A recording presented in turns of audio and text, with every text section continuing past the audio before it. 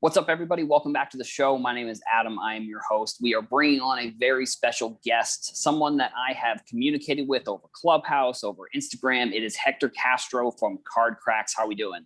What's up, man? Happy to be here finally. Absolutely. Thanks for coming on. So, I think you have a really awesome story of kind of your background in content and then getting into sports cards. So, how did you kind of get into mixing both of those? You can talk about content or cards or however you want to go about it. I just knew way too much stupid information that it wouldn't help me nowhere else except here. So I decided to come in. No, I'm just kidding. The cards. So again, COVID was a big factor for me. I have experience in content and producing content. I used to work back in the day, I used to do fantasy sports. Then I got into mixed martial arts. I was doing journalism there for a while. Got out of it for years. I started doing just general. I was working in business, on the business side of MMA. And then during COVID, I have two boys. I have an 8 and 9-year-old at the time. And I was trying to they love soccer. So I was trying to keep them their heads in the game, even though when they were not allowed to play when we were on lockdown. So what I ended up doing was I ended up just playing a ton of FIFA with them.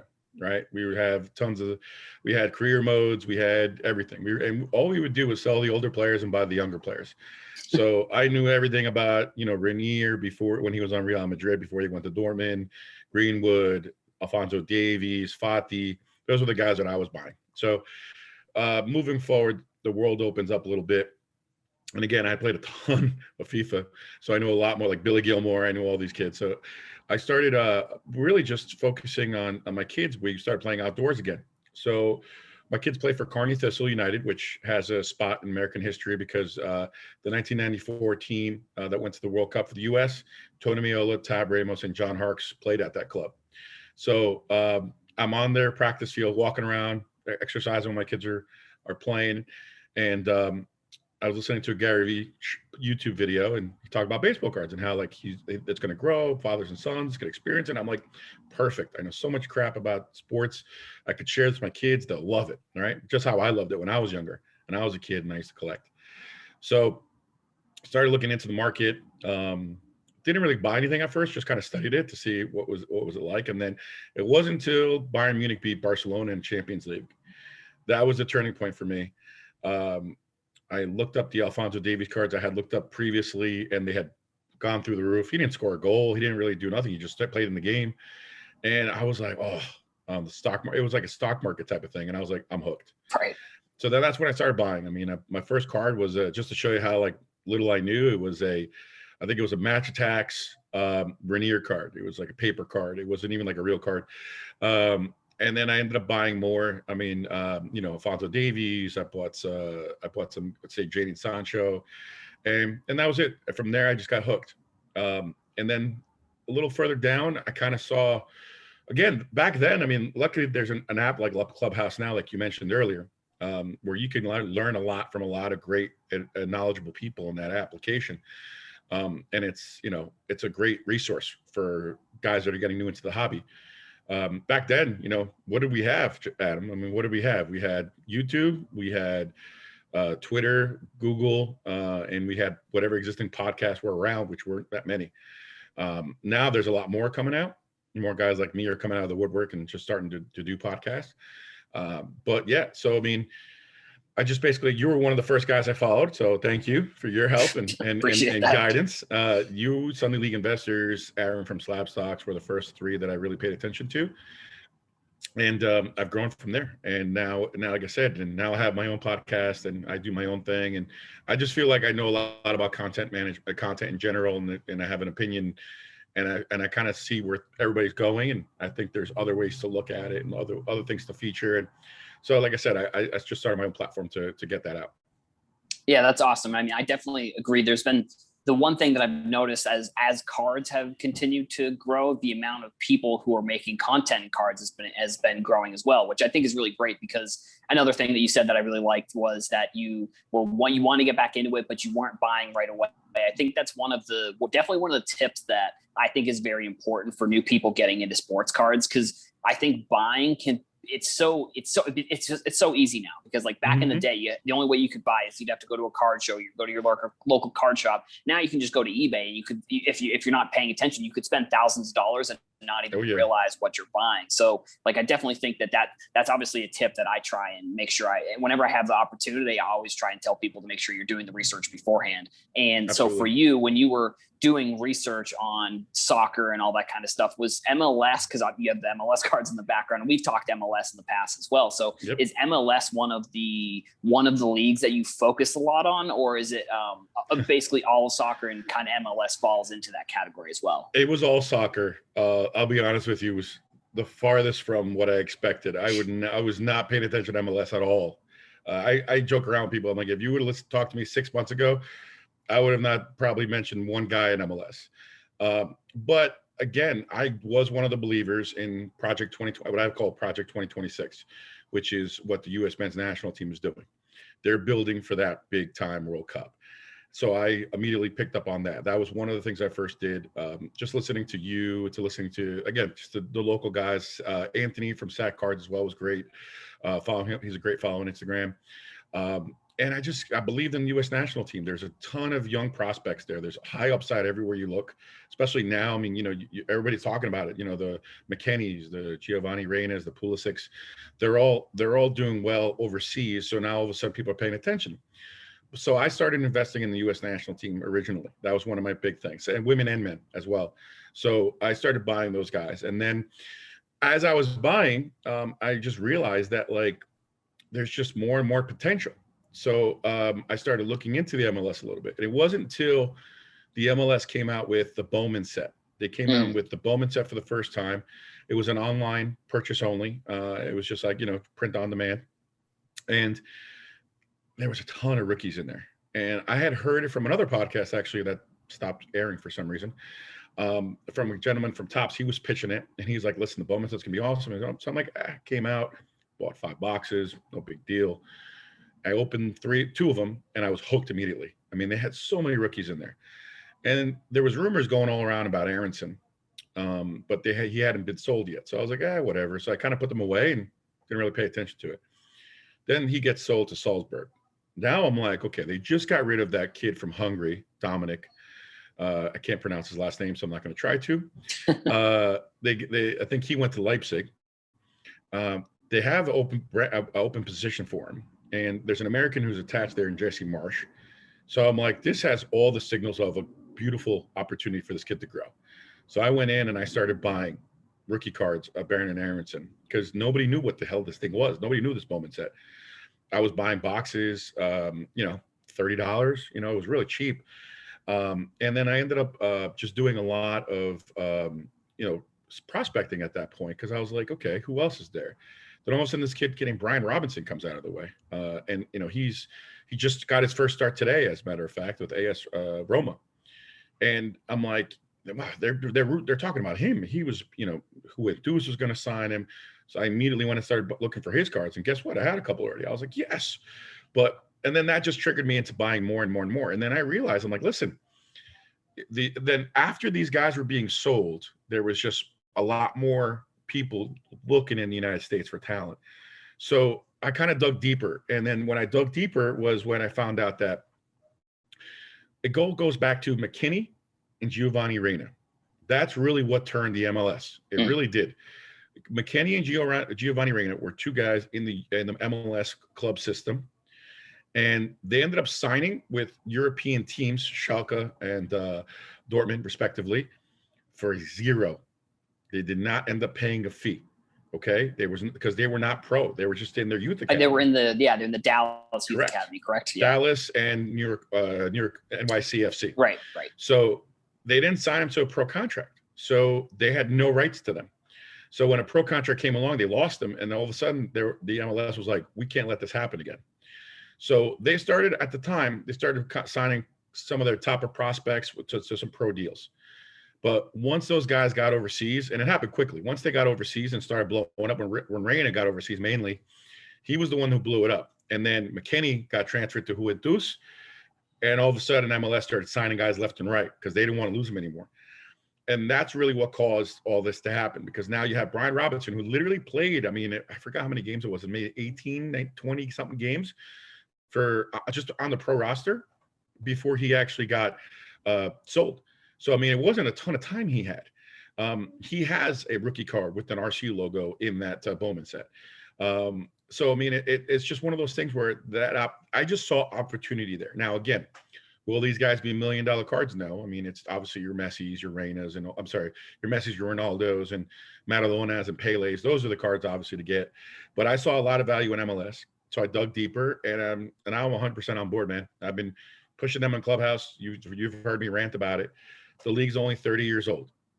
So I mean, it's a relatively young league. It's going to take time to develop, and I think this is the time. A lot of international top 4, top 5 leagues now are here scouting. You're hearing about guys, guys every day now. They're being scouted. Guys in Toronto, guys here, guys there.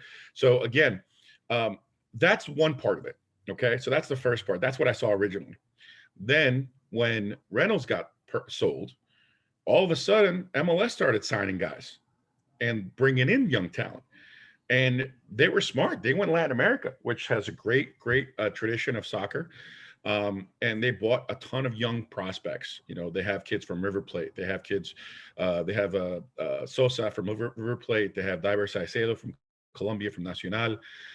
They have Brenner, which is probably the biggest prospect the MLS has ever signed. I think he's a young kid from Brazil. Same team as Anthony, who's in Ajax, striker.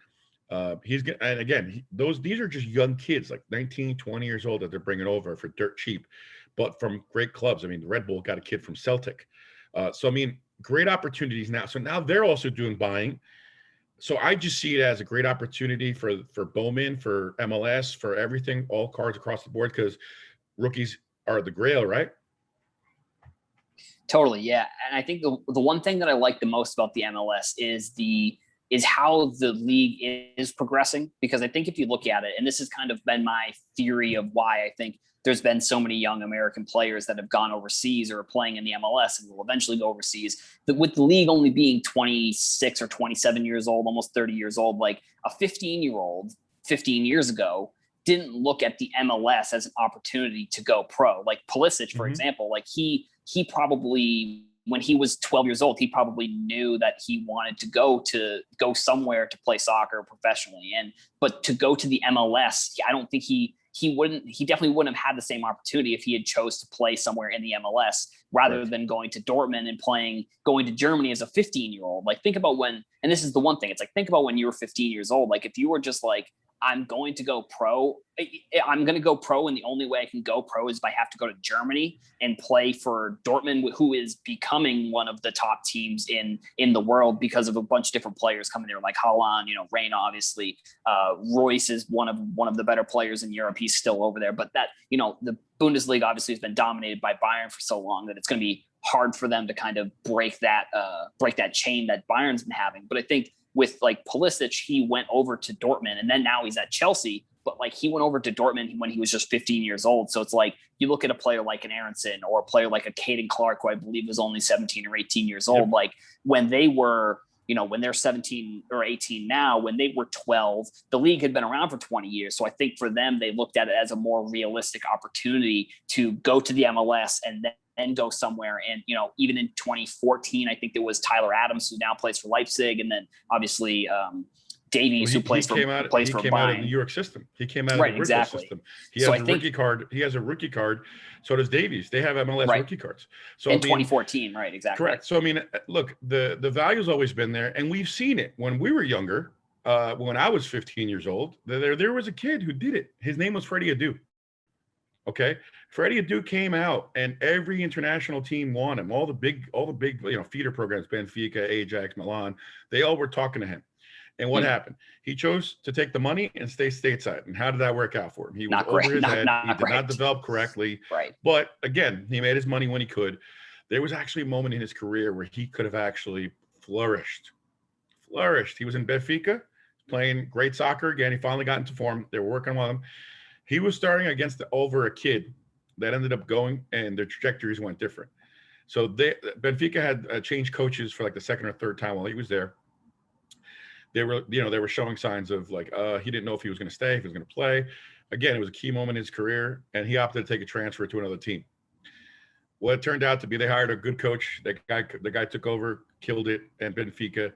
And the guy he was starting over ended up going to Real Madrid and becoming a superstar. Di Maria. I had Oh, Di Maria. wow. So imagine if that was Freddie Adu. Imagine if that happened. I mean, imagine if he stayed. I mean, it was just, again, he's a caution tale, but he played a big part in MLS in their development. And now we're not there anymore. We have academies. We have Caden Clark. We produced the Tyler Adams. We produced Reynas. And that's why these clubs overseas are actually paying attention. And now it's great for the South American kids because in Latin America, you don't really have a platform. There's a ton of good talent there. You blend in. Coming here, you are now a name. You are an international designated player. You will be, you are now, you stand out, whether you like it or not, you stand out. So it's a great opportunity for these kids to kind of develop, separate themselves from the pack, play a couple of years here and go on and, hopefully get seen by the bigger clubs. And that's really, the MLS is now a value league. I think we have the potential in several years to be a bigger than that, but for now, that's where we're at in our development. And I think that's going to be a great opportunity for more things to come. And I think it's for card investors, it's the same way. I think we have a great opportunity to invest in some of these cards at a low cost compared to what everybody else is. And again, that Bowman set, I think I bought 5 of them for $100 when they originally came out. Well, as they were going, I bought it for $30, $40. I think now they're like up to $80, but it's still relatively cheap compared to what everybody else is selling boxes at. And there's gold in those boxes, man. There's gold in those boxes. I'm telling you, there's a lot of talent in the MLS that people don't know about. I also really like that set because I think it opens the door for Topps to almost try and create a Bowman set somewhere overseas. And that was the biggest takeaway for me, that when I saw that they were willing to, because Bowman is Topps' probably biggest brand, like next to their flagship brand, Bowman is going to be their biggest brand. It's probably, if I had to guess, it's probably their top seller for baseball. So like the fact that they would be willing to invest that brand into soccer, into the MLS, I think that's big. And I think whether it's Panini or Topps, I think it's also going to be a big move. Whoever decides to take on maybe not a top 5 league, maybe a top 10 league from that 5 to 10, like maybe they go to an Ajax, or maybe they go to like a Celtic, or maybe they go to like a Sporting, or like somewhere other than kind of these big 5 leagues. I think whoever can take hold of that specific niche almost like will have a good future, because what that ends up doing, and if they can get the products in those people's hands, obviously that's kind of big, but like if a player plays well there, or if it's like a Serginho Dest, like if he plays at Ajax and then he goes to Barcelona, like if there was which Ajax is a little bit different because they play in some of the bigger tournaments, so there is a chance for them. But like other teams, like a Salzburg, like for Aronson, that team isn't necessarily playing in a big league every single year, so there aren't as many opportunities. Like obviously there's the Haaland card that's like a super crazy, like one, I think a PSA 10 is selling at Golden Auctions coming up recently, and then I don't know if there's going to be any more Aronson Salzburg rookie cards, because he had a rookie in MLS. So I guess it's going to be interesting to see what Topps does there with, like, are they going to say that you can have a rookie in 2 different leagues? Like, I don't think anybody's done that yet. And I think it'll be interesting to see what happens there. I guess they didn't do it with Pulisic, but they didn't really have a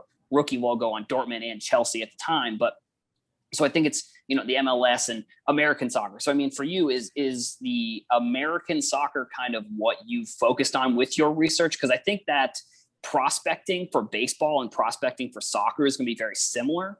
And I think like being able to prospect these smaller leagues is going to be important for people who are trying to buy some of these cards. But I also think that like, it's just so much, it's almost a no-brainer to like invest in American players, because like the World Cup, the way that the trajectory. So like for you, are you focused more on American players, or are you focused on like prospecting throughout kind of the world?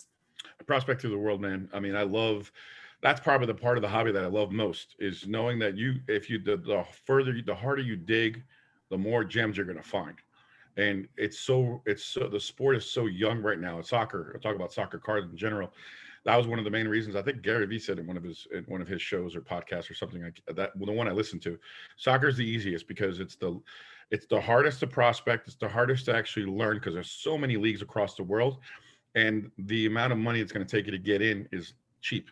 So you can come in. I mean, I wouldn't be able to. I mean, I know a ton about basketball. I know a ton about football. I want to be able to come close in those markets, not like soccer. So I started with soccer, and I'm dabbling in other sports now, which it's killing me, but that's a whole different conversation.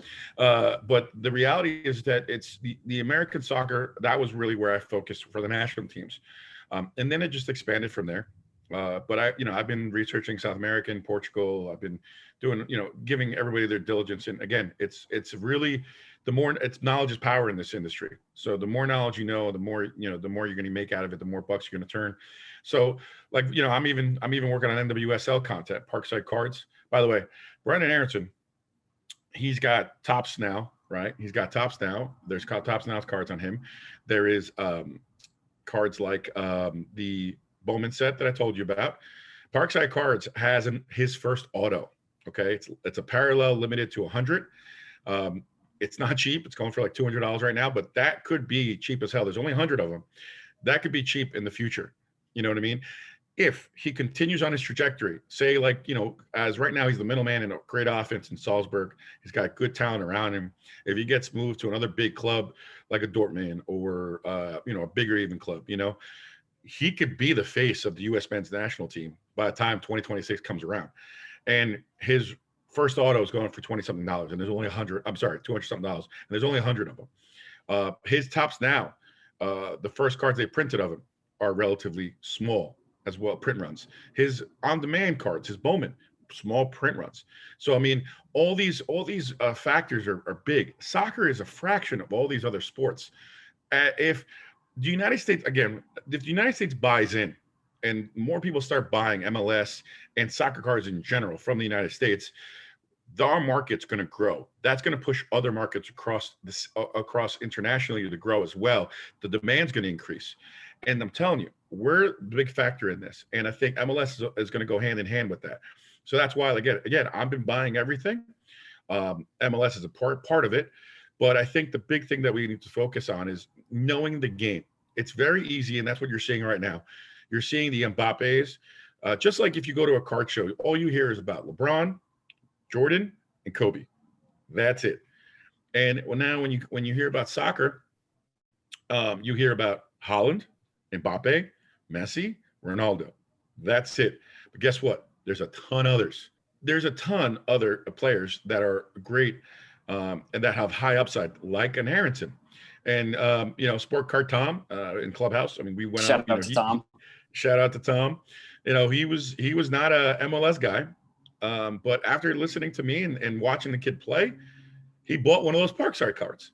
So I mean, I'm telling you, man, the American player is way more advanced than people give us credit for.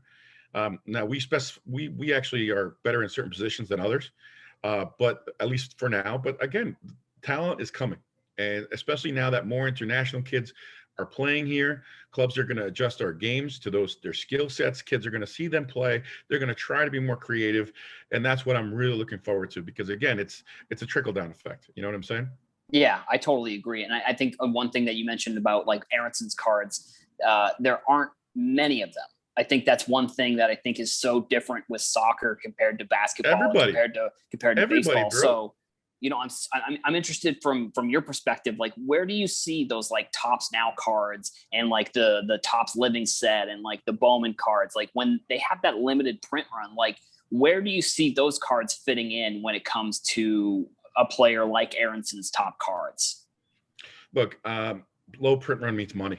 I mean, Tops Now is printing money. I mean, there is probably no safer investment than investing in Tops Now right now. All those cards are low print runs. Think about it. Okay. Even the ones that are high are low are still low to other sports. It's crazy. Correct. Yeah. Well, let's talk about Mbappe, for example. I usually give this example, which it's not exactly 100%, but you'll understand what I'm trying to get at. Let's compare biggest player in basketball right now. International player is Luka, right? His Prism is going for ridiculous money. Those rare, those refractors and all that stuff, autograph cards. He's, a ton of money, right? What's different about Mbappe? Mbappe's already won a World Cup. He's on a major platform. He's doing it. He continues to do it. Haaland, same thing, right? But Haaland hasn't won the World Cup. Haaland's cards are going for insane money right now. You could still buy a Prism rookie for about $1,200, $1,300, something like that for Mbappe. His print run in that 2018 set is a fraction of what Luka is today. Exactly. So let's just fast forward 3 years from now, and let's just forecast the hobby getting bigger and bigger internationally. That print run's not getting any bigger. Now people are going to be looking for that card, and it's a long-term hold. And that $1,000 that you can get it for now is going to be freaking dirt cheap by the time 3-4 years from now comes around. So you have to understand, in soccer, divide whatever the print runs are by like 4, probably, and that's what you're going to have. Like, for example, the next couple of print runs for the tops, they're not going to be huge. Although, I mean, it's going to increase. But now It'll be larger, but still nothing compared to other sports. They're spreading it over their brands. I mean, they have two. So they have a regular tops coming out on April 21st, right? That's going to be, again, it's just going to be a standard product. That's going to be going along with the launch of the season. Then they're going to come out with Topps Chrome later in the year, in August, which it gets another brand involved. Now you have Topps Chrome involved. We already talked about Bowman. So that's 3 brands already. And who knows what they're going to have. They always come out with on-demand cents and all that stuff. So, I mean, that's just for MLS. Okay. Now, I mean, I've had this conversation with Panini.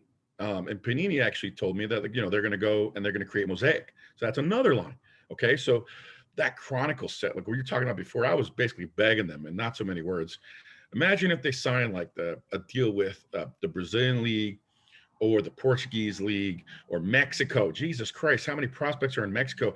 And they built up a Chronicles like that, where like a pack of each division. Jesus Christ, that'd be freaking gold. Yeah. And it's again, now Topps is killing it with their Topps now, because whatever happens, bang, there's a new card next day. Whether it's Champions League or Bundesliga, they're making money there, and that's one of the things I love about Topps. But there's so much untapped potential right now as far as cards is concerned. There's so many great players in Mexico, for example. Like nobody ever knows of them. I mean, until they come here to the U.S.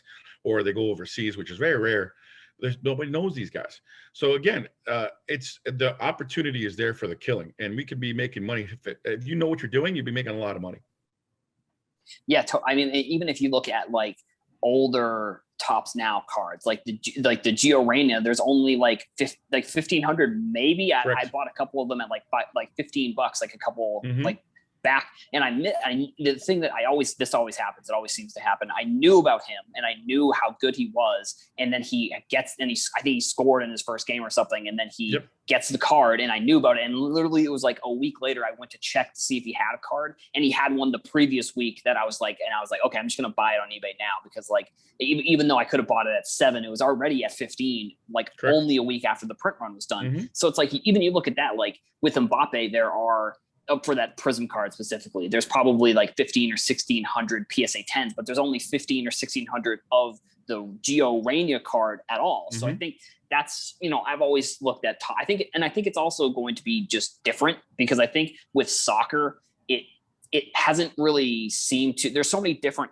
angles you can go at with soccer. You can go at stickers, you can go at cards. So I think there's other manufacturers as well. There's other manufacturers as well. Exactly. For example, let's talk about Gio Reyna.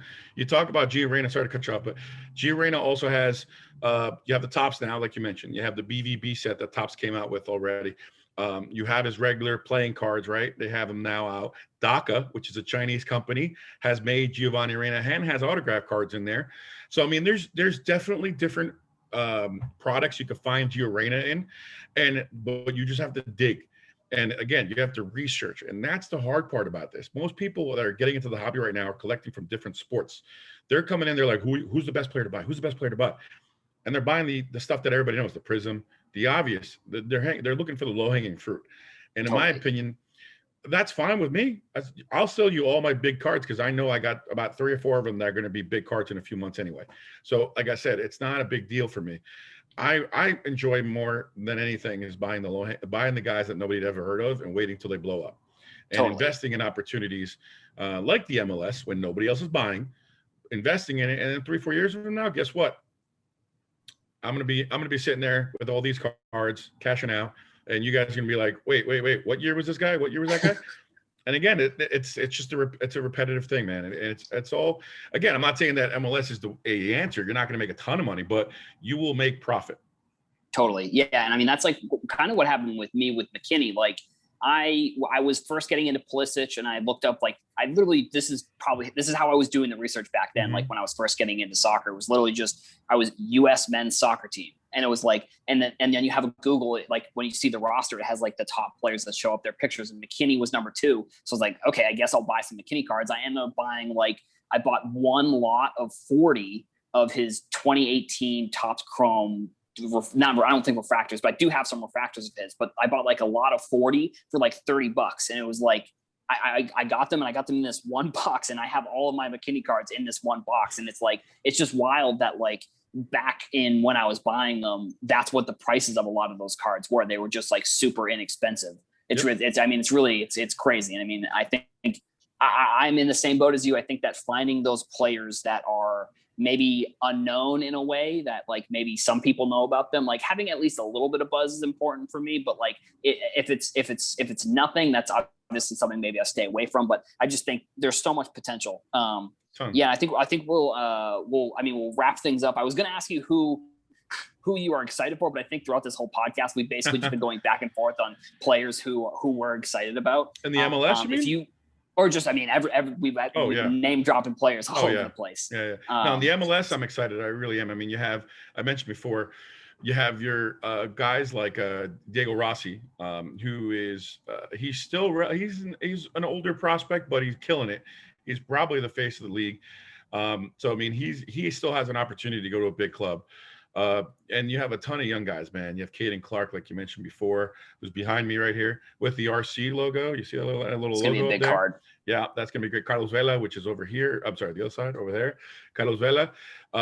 Those are the faces of the league right now. But listen, not only is MLS all about the studs now and the hobby boxes now, I'm still buying old MLS. Because there's a ton of there's Chicharito, there's Zlatan, there's a ton of value, and don't forget the goats of the the U.S. national team. Mostly all of them have MLS cards. Landon Donovan, Clint Dempsey. Right. Those are guys that are on Mount Rushmore right now. You know what I'm saying? Tony Meola, Tab Ramos. They all played in MLS. They were the founding fathers, for lack of a better term. So I've been buying a lot of those as well. Dirt cheap. So I'm telling you, I mean, it's across the board, man. Across the board. If the U.S. gets involved, and the people start buying more and more U.S. national team players, and those guys eventually get some respect in the hobby. In 2026, I'm thinking, okay, listen, if everything projects the way it's been going, obviously probably not as fast, but if it keeps going, building, and the United States keeps getting into it, guess what's going to happen, man? It's going to happen where all these guys from back in the day, they're going to become back to the forefront. And all of a sudden, we're going to be talking to them about like the quote unquote vintage. That's going to be the guys that we're talking about. Those guys, the Tim Howards, all the Dempseys, all those guys are going to have those big, those cards that you can get now for dirt cheap, for fractors and all these autos and all that stuff. They're relatively inexpensive. You can clean up on that stuff right now, and women's as well. Right. Yeah, I agree. So I want to thank you for so much for coming on. I want to make sure that we have the time here. Make sure you tell the audience where they can find you all over the internet. Thanks, guys.